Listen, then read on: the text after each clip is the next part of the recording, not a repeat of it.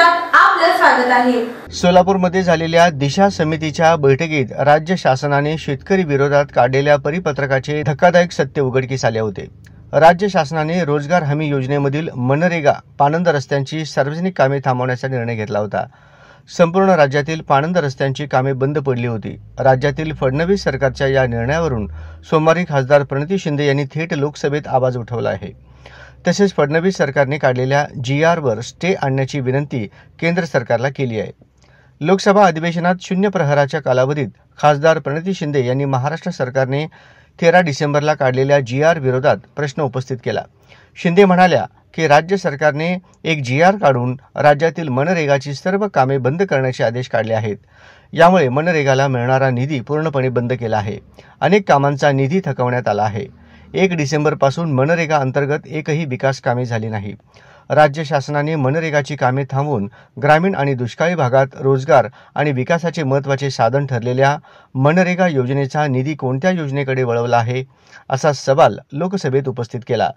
तसेच हा प्रश्न केवळ सोलापूर मतदारसंघाचा नाही तर संपूर्ण राज्यासाठी महत्त्वाचा असल्याच्या गोष्टीकडे त्यांनी यावेळी लक्ष वेधले। यावेळी खासदार प्रणिती शिंदे यांनी राज्य शासनाने काढलेला हा GR रद्द करून राज्यातील सार्वजनिक क्षेत्रातील कामे पूर्ववत सुरू करावी। लोकप्रिय घोषणांऐवजी मनरेगा सारख्या योजनांच्या सक्षमीकरणाकडे सरकारने लक्ष द्यावे, अशी मागणी करत राज्यातील महायुती सरकारवर निशाणा साधला आहे। सार्वजनिक काम है नरेगा के, वो रुकवाए गए हैं महाराष्ट्र शासन की तरफ से, और जो जितने भी सार्वजनिक काम है रस्तों के वो बंद किए गए हैं, जिसकी वजह से दिसंबर से महाराष्ट्र में एक भी रास्ते का काम नहीं हुआ है। जो खेत से जुड़ने वाले रास्ते हैं, गांव को गांव से जुड़ने वाले रास्ते हैं, रिवर के ऊपर के रास्ते हैं, नाले के ऊपर के रास्ते हैं, सब महाराष्ट्र में बंद है दिसंबर 13 ने, क्योंकि गवर्नमेंट ने ये GR निकाला है। और महाराष्ट्र गवर्नमेंट में 100 दिन के जो नरेगा के जो काम है उसका जो पेमेंट है केंद्र शासन से, वो भी 2 महीनों से बंद है।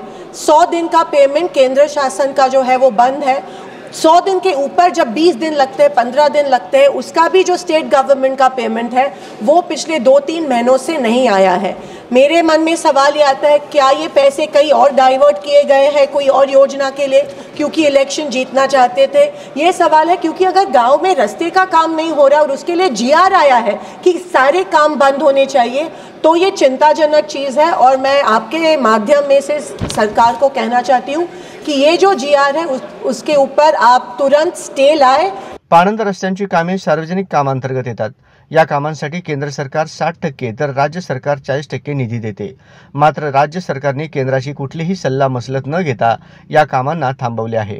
त्यामुळे शेतकऱ्यांना त्यांच्या शेतीमाल वाहतुकीसाठी मोठ्या अडचणींना सामोरे जावे लागत आहे। राज्य सरकारच्या या निर्णयामुळे शेतकऱ्यांच्या विकासाला खीळ बसत असल्याचे दिशा समितीच्या बैठकीत निदर्शनास आले होते।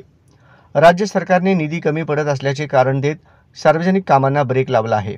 लाडकी बहीण योजनेसाठी राज्य सरकारने निधी खर्च केला, त्यामुळे इतर सार्वजनिक कामांसाठी निधी मिळू शकत नाही, अशी चर्चा सध्या रंगत आहे। परिणामी राज्य सरकारने शेतकऱ्यांच्या गरजांचा विचार न करता निधी स्थगित केल्याचा आरोप खासदार प्रणिती शिंदे यांनी दिशा समितीच्या बैठकीत केला होता। त्यानंतर तो मुद्दा आता खासदार प्रणिती शिंदे यांनी लोकसभेत उचलला असून राज्य सरकारने काढलेल्या शेतकरी आणि सर्वसामान्य जनतेच्या हिताच्या विरोधातील शासन आदेशावर स्थगिती आणण्याची मागणी केली आहे।